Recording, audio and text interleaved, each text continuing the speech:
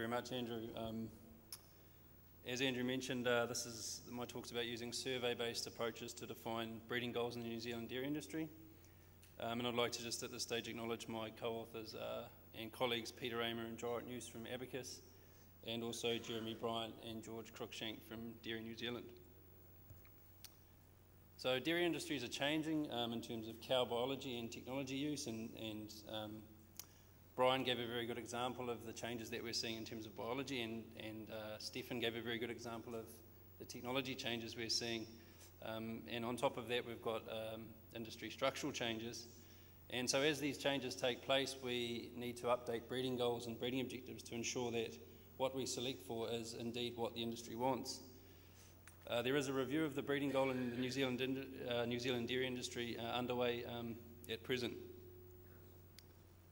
So around the world, breeding goals tend to be defined by scientists, and this is true across all livestock industries. And those goals are not always the same as what the goals of farmers are. And so a key question, and this is what I'm going to address in this presentation, is how can we better define breeding goals that align the opinions of scientists and farmers. We can design better breeding goals by using a software known as 1000 Minds. Now this is a software that was developed to allow surgeons to rank patients for heart surgery in a fair way. So it could be argued that it's a fairly important tool in that respect. It's very objective and transparent, and it's been very successful in health systems, and for that reason it's been very widely used in all sorts of fields. We've used it in the New Zealand dairy industry with a goal to rank the importance of traits and to assess whether our existing breeding objectives align with what the industry expects, and also to potentially provide a farmer-driven mandate to change those breeding goals if they don't align with what the industry expects. And ultimately, the goal was to better understand the opinions of farmers and therefore design breeding goals that were more relevant to those farmers.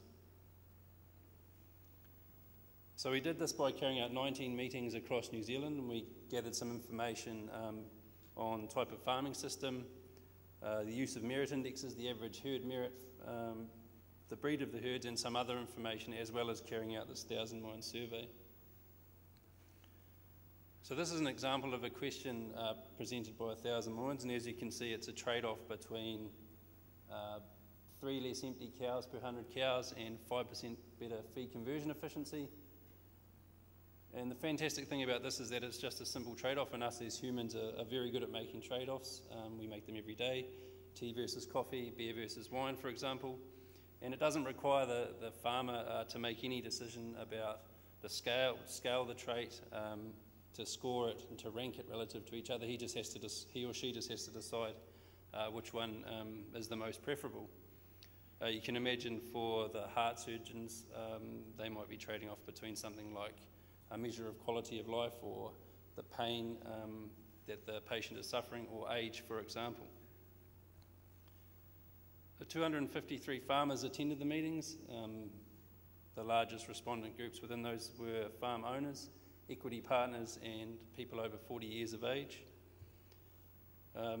Collected from the survey, the herd breed percentages were 40% Friesian, 40% crossbred, 12% Jersey, and some others, and that's a fairly good representation of the New Zealand dairy industry in terms of herd makeup. This is how the farmers in the survey ranked the importance of the traits, and you can see that I've left out between 7 and 10 just to fit that on the slide. This is the current rank of the traits in the breeding objective of New Zealand, and the first thing you can see is that there's a difference in ranking of those traits between farmers and what we currently have, some of those traits. And secondly, there's a couple of traits which farmers rank as important but are not currently included in the breeding objective. So a question then comes up, what is the correct rank? And that is a step that will be taken beyond this work. So just those results specifically, there was a greater preference for fertility over milk solids production. Farmers want more traits included in the index, and an example of that is lameness and also body condition score. And there was an argument for customised indexes and bull rankings for specific farming systems. Just to expand on the difference, on the argument that there's a need for customised breeding objectives. If we separate the results by farming system, we find that the respondents considered fertility to be the most important if they had a low input system, and they considered lameness to be the most important if they had a high input system. When we separated those results by breed, we found that feed conversion efficiency and once-a-day milking were the most important for Friesian herds. Udder conformation was the most important for Friesian herds and the least important for crossbred herds. And calving difficulty was the most important for Friesian herds and the least important for Jersey herds. In terms of how I see this 1,000 mind survey approach fitting into breeding program design, so this is a classic picture of a breeding program design methodology. I see 1,000 minds as particularly useful in assessing whether selection criteria are relevant to the industry, so asking farmers and stakeholders whether they're interested in improving certain traits, and in line with that also assessing whether the traits we've currently got in our indexes are in line with what would be expected by the industry, and if those things do not align, then 1,000 minds is a fantastic tool for generating a mandate for change to industry breeding goals. Some key points about the use of 1,000 minds: it's objective and fair.